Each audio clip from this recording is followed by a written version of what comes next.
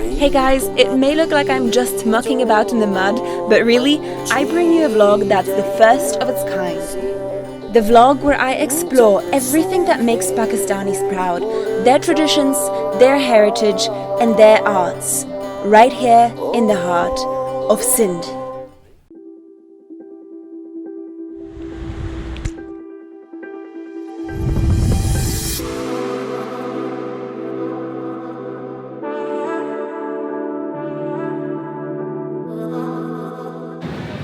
You'll never believe where I am right now. I mean, even for me, it's a surprise to see. So this place looks pretty industrial, a little bit rough and dusty, right? But this is actually the very spot where many of Pakistan's favorite and loveliest accessories are made. Yep, I am at a glass bangle factory here in Hyderabad. And I'm gonna show you guys how glass bangles are made from start to finish. Shall we go and check it out? Chalo. It all starts with this, heaps of discarded glass, which are recycled in this very facility, and nothing is left. Not a single shard is left. All that glass is thrown into giant ovens and melted, piece by piece, until it becomes this stream of molten lava and glass, fiery red and looking pretty dangerous. All of this is then shaped into circles. These are the freshly baked bangles. Literally, they are straight out of the oven. You know, they may not be painted or colorful just yet, but this is the original thing. This is how it all begins. These baby bangles are then shaped properly and separated.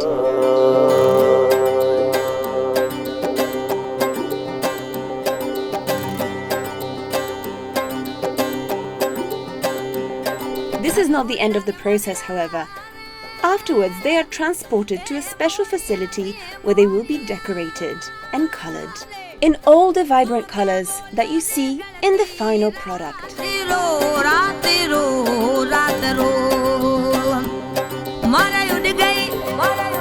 We finally got here. We finally got to the place where these bangles are all put together and colored and then distributed to shops, not just here in Hyderabad, but pretty much all over the country. And this is what you find here. Wait, this is so heavy. What if I put them all on?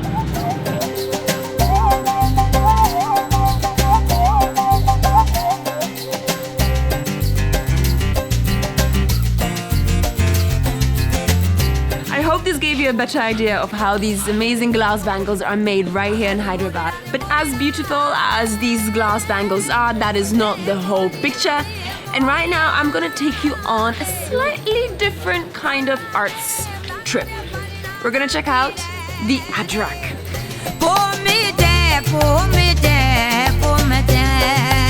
Is there anything more Sindhi than the Sindhi Adrak?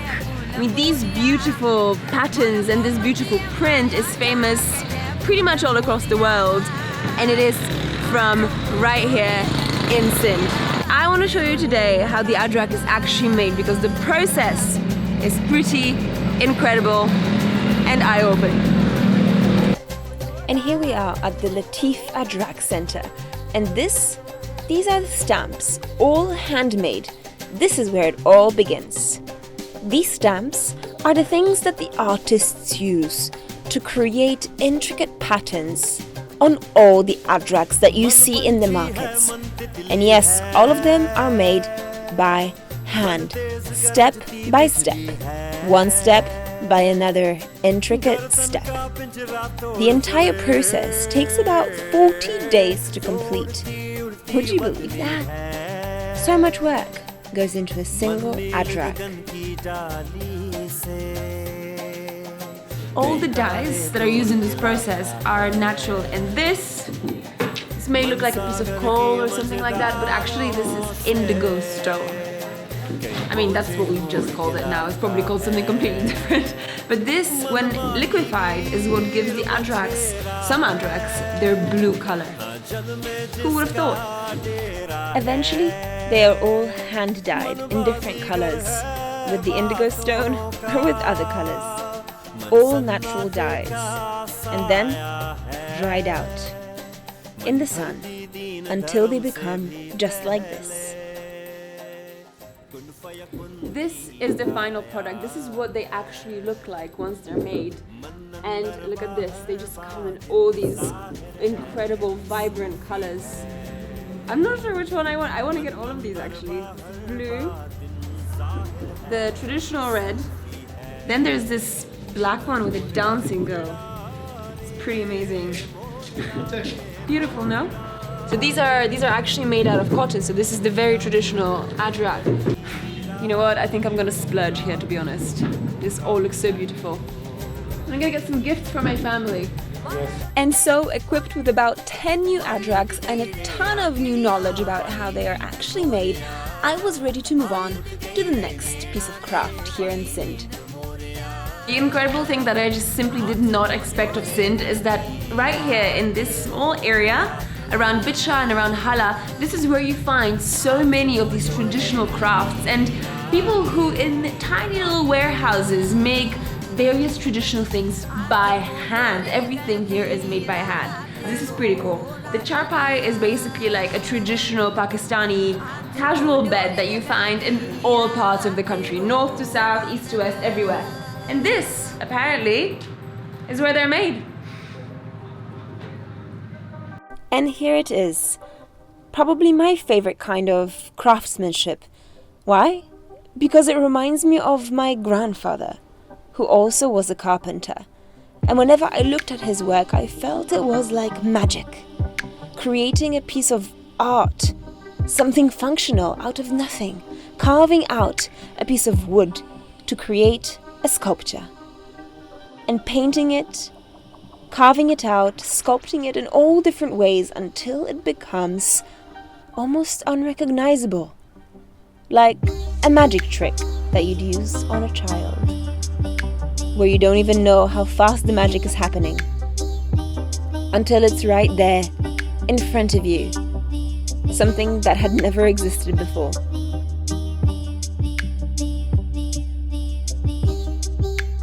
This is the final product. This is what actually comes out as if a piece of magic peeled out of nowhere. I'm not really sure how this uncle made it happen, but he did. And look, we're getting some pictures.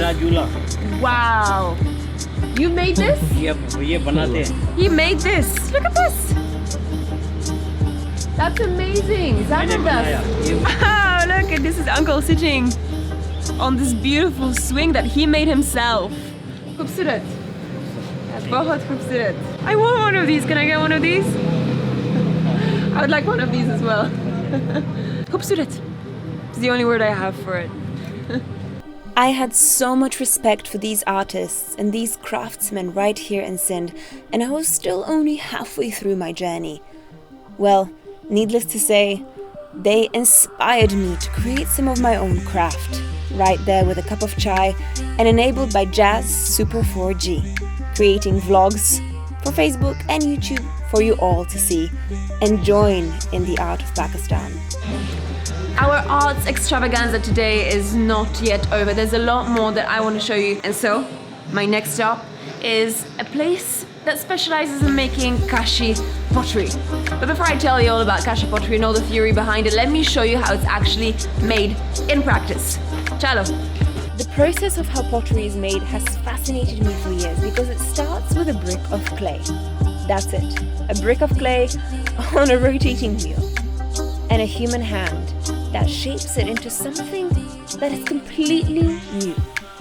Something that does not in any way resemble what we knew that clay to be before. Something that becomes an ornate sculpture that happens so quickly we don't even see it happening. Yeah, that's why I'm playing it in super speed mode for you. But this is how it happens, in the skilled hands of someone who has practiced this labor for years. Not like me. Although, of course, I wanted to try, but this is where it all started to go wrong. My first lesson, don't touch the water. And my second lesson, pay a bit more attention to your teacher, who clearly knows what he is doing, while you do not. I tried, okay, and the first attempt failed. That's fine. I thought, we can do it again.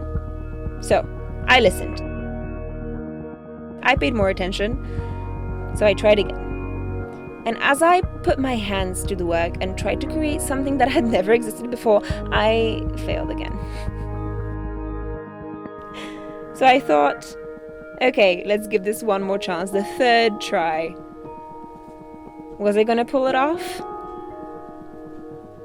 I guess. Something was created. Once shaped, these pots are all shoved into a big oven where they are baked. After that, once they are dry, they will be painted by master painters. It's not just vases and plates though. There's pretty much everything from cups to little plates to pots of tea.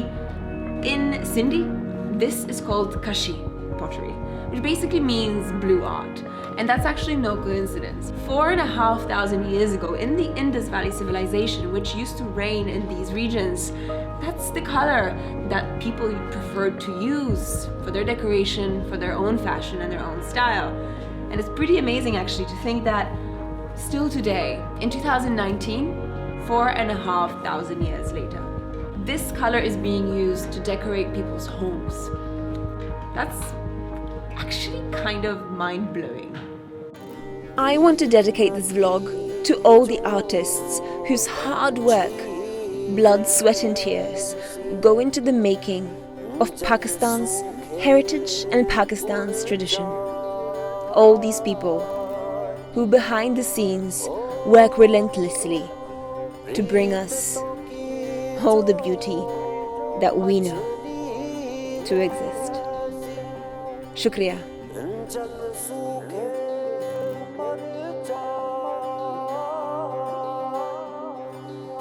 जल सूखे मर जाए जल सूखे